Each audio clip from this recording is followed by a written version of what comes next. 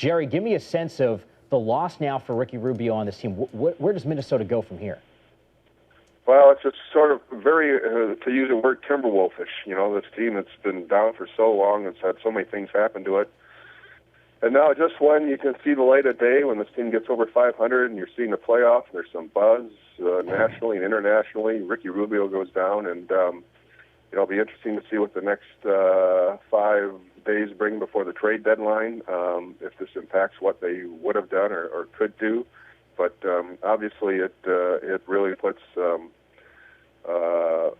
huge, it's just bad for the city. They've had, last night was the 6th sellout this year. There's finally some excitement in the city, some excitement in the building, and I'm sure Minnesotans are going to feel the "oh, woe is me" all day today.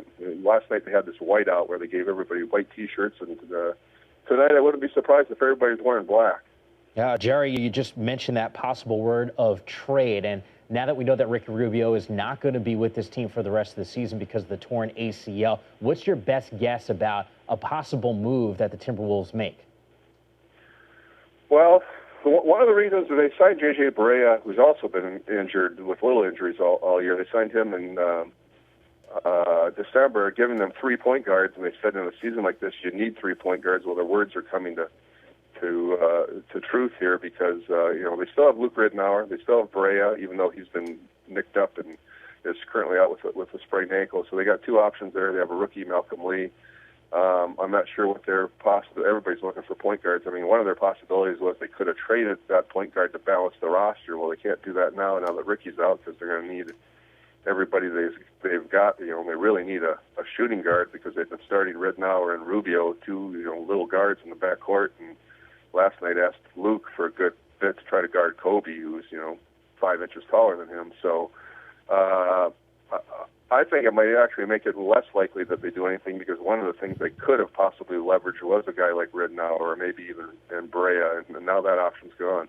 So at least in your mind, with Minnesota sitting a half game out of that final playoff spot, they're not going to be buyers or sellers. They're going to sit tight in your mind, Jerry? Well, let's see. I mean, if they can trade Beasley for something, I'm sure they will do it. But this sort of takes one option to trade one of their guards away. So, I mean, if they could trade Beasley for a point guard, but some of the teams they were looking to trade him for are also looking for point guards. So I'm not sure, whether they can find that. But if certainly they can get some kind of value for him, I can't see them trading a guy like Derek Williams just to put a Band-Aid on this for the season. I mean, they got to be looking at a bigger picture than that. So there are options of things to trade. I mean, if they can get Beasley for something, and if they get another point guard for him, fine. But I'm not sure what the probability of that is.